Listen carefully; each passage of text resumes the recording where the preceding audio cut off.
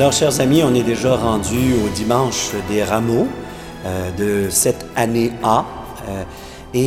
C'est avec beaucoup d'émotion que je me retrouve à nouveau à côté du tombeau du père Frédéric Janson, qui a déjà été béatifié en 88 par Jean-Paul II. Et nous, les franciscains, on espère très fort qu'il soit canonisé dans quelques années. On aimerait bien qu'il soit canonisé pour 2016, qui serait le 100e anniversaire de sa mort, mais on pense que ça s'en vient. Et quand vous allez le découvrir, vous allez vraiment l'aimer.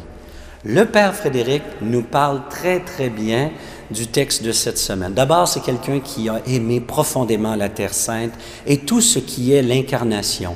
Le dimanche des rameaux, c'est la semaine de l'incarnation par excellence. Et je vous invite à commencer notre réflexion par la première lecture qui vient d'un des livres de la sagesse, qui est dans l'esprit de la sagesse, mais c'est un extrait d'Isaïe.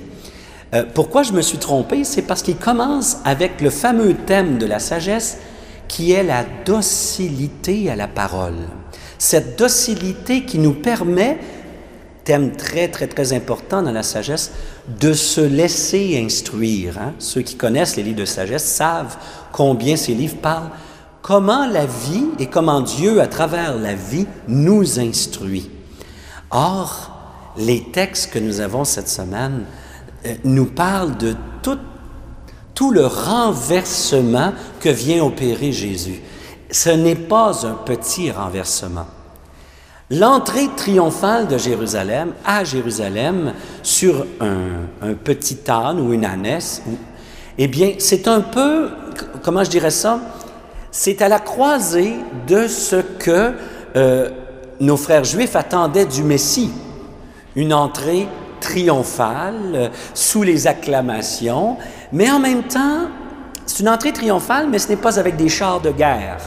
Il y a déjà dans la vision, il y a quelque chose du Messie qui entre sur un âne qui est un peu, c'est pas ridicule, mais c'est quand même un peu surprenant qu'un roi entre comme ça. Mais ça dit quelque chose déjà de la vision du Messie, où même l'âne se laisse guider, dans ce cas-là, vers Jérusalem, emportant celui. Il n'est pas rétif. L'âne est bien connu pour résister. C'est pas pour rien que François d'Assise parle de son corps comme du frère âne, parce qu'il se rend compte que souvent le corps a tendance à résister à l'appel de la grâce, où est-ce qu'on pourrait aller, etc. Ici, le texte nous parle d'une entrée d'un Messie sous les acclamations. Jusque-là, c'est pas mal cohérent avec la vision juive du Messie, mais inévitablement, le Messie allait réussir à imposer sa présence et à renouveler. Selon les groupes auxquels on appartenait, on attendait un renouvellement plus ou moins différent. Mais assurément, le Messie allait tout changer. Je vous dirais, c'est la dernière fois que Jésus a des allures de Messie à la juive. Parce qu'à partir du dimanche des rameaux, il va entrer dans une dynamique radicalement différente, où là, le Messie n'est pas celui qui s'impose, mais celui qui restera fidèle jusqu'à être rejeté. Et en cela, Jésus apporte une image du Messie qui est vraiment très différente. Cette semaine, nous lirons aussi tout le récit de la Passion, et je pense que si on écoute attentivement le récit de la Passion de cette année, on peut le lire avec l'Épître aux Philippiens en arrière-fond. C'est vrai qu'il était considéré comme l'égal de Dieu, qu'il apparaissait, qu'il avait toute la prestance et la dignité divine. Nous, comme chrétiens, nous croyons que Jésus, un homme, donc, avait la totalité ou la plénitude de la divinité en lui. Il arrive sur terre et loin d'imposer, loin de se manifester, même dans ce qu'il y a de plus grand chez l'être humain, il s'abaisse d'abord dans l'incarnation, mais ensuite il s'abaisse une deuxième fois dans la croix. Et ça, c'est pour dire que, voyez l'image du Messie qui entre à Jérusalem sous les acclamations, et voyez qu'à partir de là, il va prendre une pente descendante. Il va descendre vers sa mort, mais, nous dit Saint Jean, dans la mort, la façon dont il meurt dans la croix, eh bien, il commence déjà son ascension, son retour vers le Père. Et l'Épître aux Philippiens nous dit, c'est pourquoi Dieu l'a glorifié, l'a exalté, puis continue ensuite toute la thématique que c'est parce que Jésus marche vers sa mort dans cette direction-là, et non comme un roi puissant qui fait des guerres et qui, par erreur, meurt. Non, non, non, non. C'est quelqu'un qui reste fidèle à la mission qui lui a été confiée et qui marche et qui ne dévie pas de l'appel.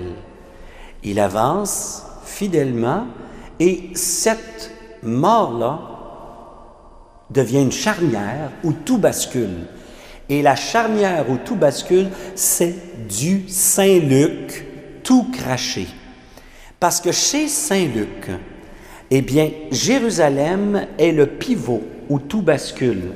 Et c'est pourquoi dans Saint-Luc, dans l'Évangile de Luc et dans les Actes des Apôtres, eh bien, c'est pourquoi tout se transforme à Jérusalem. Tout se renouvelle à Jérusalem. Tous les événements importants arrivent à Jérusalem. Peut-être certains n'ont pas remarqué que le début de l'Évangile de Luc avec Zacharie et Élisabeth, c'est à Jérusalem, en fait, dans la banlieue de Jérusalem. La fin de l'Évangile est à Jérusalem, mais le début des Actes des Apôtres est à Jérusalem aussi. Ce qui veut dire que Jérusalem, c'est le point de bascule, c'est là où tout se transforme. C'est de ça que nous parle l'Épître aux Hébreux. Cette docilité du Christ qui est entré dans le chemin qu'il devait prendre cette docilité va devenir le lieu du renouvellement. Ce qui est le lieu de la mort devient le lieu du renouvellement complet, pas juste de la vie humaine, mais de l'univers tout entier. Ce qui nous amène à la première lecture. Première lecture, évidemment, qui va nous parler de cet homme qui ne résiste pas. Mais je vous invite à lire beaucoup les premiers versets que j'ai cités en début d'entretien tout à l'heure, en disant « se laisser instruire ». Parce que ce n'est pas naturel pour nous de voir dans le Christ le chemin de la gloire, le chemin de la victoire. Ce n'est pas naturel du tout, du tout. Il y a quelque chose en nous qui doit apprendre à se laisser conduire, qui doit se laisser instruire. Par quoi? Par le modèle, par l'exemple même du Christ. Nous commençons une belle semaine. Une semaine qui commence avec ce dimanche des Rameaux, qui va aller vers la Passion et vers le dimanche de la Résurrection. Et habituellement, dans le dimanche de la Résurrection, eh bien, on récapitule, on rappelle toute l'histoire du salut dans la veillée pascale pour dire qu'il y a une cohérence dans l'agir de Dieu. Il y a une cohérence et cette cohérence-là nous appelle à plus de cohérence. C'est-à-dire que là, maintenant, il ne suffit pas de regarder Jésus et à la limite d'applaudir en disant « c'est donc beau ce que tu as fait, Jésus ». C'est que ce qu'il fait est pour nous un modèle, est pour nous un exemple.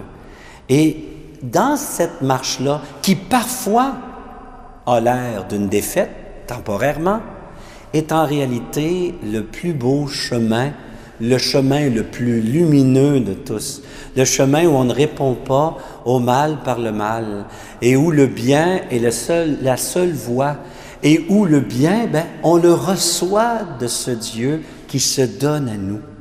C'est pourquoi toute la prière et l'écoute attentive de la parole devient le lieu formateur où Dieu nous apprend à vivre selon son esprit. C'est ça qui est derrière le fait de se laisser instruire. On a toutes sortes de choses en nous qui nous orienteraient partout ailleurs, sauf l'Évangile. Ben, avec le Christ et grâce à Dieu, si on laisse un peu de docilité prendre place en nous, le Seigneur renouvelle notre esprit, renouvelle notre manière de penser, renouvelle notre agir en ayant le Christ pour modèle. Renouvelez-vous intérieurement, dit l'Épître aux Romains. Ben, cette semaine, c'est une belle occasion de nous laisser instruire.